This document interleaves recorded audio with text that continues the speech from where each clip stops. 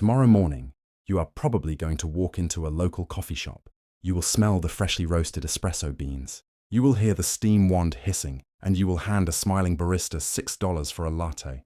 You will look around the crowded room, see every single chair filled with people on laptops, and you will think to yourself, wow, this place is absolutely printing money. It is the ultimate romantic business dream. You get to be the neighborhood hero, talk about flavor notes, and watch the cash register ring all day long. But behind that beautiful, warm aroma lies a cold, mathematical meat grinder. According to industry data, roughly 80% of independent coffee shops fail within their first 5 years. And it is not because the owners did not care or because the coffee tasted bad. It is because the human brain is naturally terrible at coffee shop math. We look at a cup of coffee and see a gold mine. But the reality of the unit economics is a brutal wake-up call. The front stage setup. Let's start with the illusion, or what we call the front stage. This is Bob. Bob wants to quit his corporate job and open a coffee shop. Bob looks at the basic cost of goods and gets incredibly excited. A standard wholesale bag of premium coffee beans costs Bob $15. That single bag is enough to brew roughly 40 standard cups of coffee. If you do the basic division, the coffee beans inside a single cup cost Bob just 37 cents. But Bob plans to sell that cup of coffee for $4.50. To the untrained eye, that looks like a staggering 90% profit margin. If you sell 400 cups a day, you are making over $1,800 daily off a few bags of beans, right? Wrong. This calculation is the exact trap that bankrupts thousands of well-meaning entrepreneurs every single year, because that 37-cent figure only exists in a vacuum. The backstage logistics. To understand why coffee shops actually die, we have to step into the backstage, the hidden machinery of logistics, waste, and physical reality. People do not just buy raw coffee beans floating in mid-air. First, you need a vessel. The paper cup, the plastic lid, the cardboard heat sleeve, and the green straw add an immediate 40 cents to the cost. Next, almost nobody drinks plain black coffee anymore. They want milk. Or more specifically, they want expensive premium oat milk, almond milk, and 3 pumps of vanilla syrup. Suddenly, the raw ingredient cost of that single cup jumps from 37 cents to $1.10. But the ingredients are actually the cheapest part of running a coffee shop.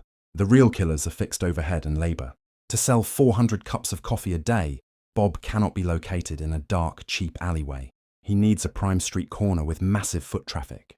Prime locations demand savage rent. When you factor in commercial rent, high-voltage electricity to run commercial espresso machines, and water filtration systems, the space itself costs Bob roughly $1.20 for every single cup he rolls across the counter. Then, there is the human element. Bob cannot roast the beans, steam the milk, take the orders, wash the dishes, and manage the inventory completely by himself. He needs a team of baristas. Even if he pays them a standard service wage, scheduling enough staff to cover the morning rush, the slow afternoon slump, and the setup and cleanup shifts breaks down to roughly $1.50 of labor cost baked into every single cup. And finally, we have the silent business assassin, waste. A coffee shop cannot just sell coffee. Customers expect a pastry case filled with croissants, muffins, and cookies. But baked goods spoil incredibly fast. If Bob does not sell every single croissant by 6 p.m., they go straight into the dumpster. Add in the milk that expires before it gets used, and waste adds an extra 25 cents of lost profit to every transaction. The real math breakdown. Now, let's look at the real math. When you stack all of these hidden real-world expenses together, the financial picture completely transforms. Your $4.50 latte just cost you $1.10 for ingredients, $1.50 for the staff, $1.20 for the landlord, and 25 cents for the trash can. The actual net profit remaining in Bob's hand at the end of the transaction is roughly 45 cents. 45 cents per cup. That means if Bob has a fantastic busy day and sells 400 cups of coffee, the business clears a grand total of $180 in actual net profit for the day.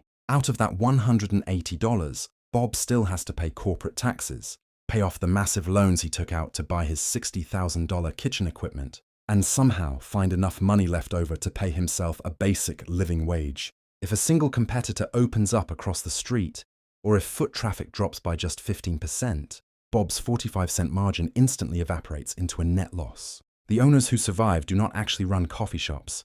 They run high-volume retail operations that treat coffee as a low-margin bait to sell high-margin merchandise, bagged coffee beans, and automated catering packages. So the next time you buy a gourmet latte, look past the beautiful foam. You aren't just buying coffee. You are witnessing a high-wire mathematical survival act.